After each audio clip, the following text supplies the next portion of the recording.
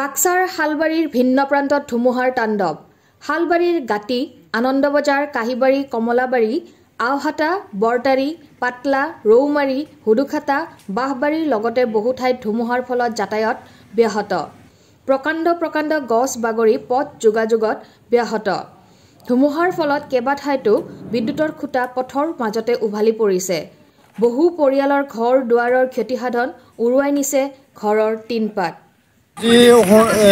3টামান বজাত এনেকুৱা বতাহ আহিছে, বাপৰে বাপ বতাহ আহিছে আৰু অলপমান বাৰিষা আহিছে আৰু তাৰে পিছত আৰু শিল আহিছে, এনেকুৱা আহিছে গোটাই মানে তামোলে গাছে ভাঙি গৈছে আৰু এই কাৰেণ্ট খুঁটাগিলা উগলাই গৈছে আৰু ভাঙি গৈছে, ঘৰ দুৱাৰ ভাঙিছে। এনেকুৱা অৱস্থা মানে থাকিব নোৱাৰা হেন হৈছে আৰু কি, মানে কিছুমান ঘৰগিলা চাইলা আছে না, এইগিলা মানে থাকিব নোৱাৰা হেন হৈছে। মই আৰু গাঁও কাহিবাৰী গাঁও তামোল গাছো ভাঙি গৈছে, বহুত ভাঙছে।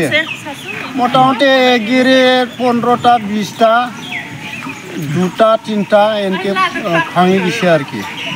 আৰু ঘৰগিলাও মানে হৈছে, নষ্ট হৈছে। বহুতখিনি পড়ছে।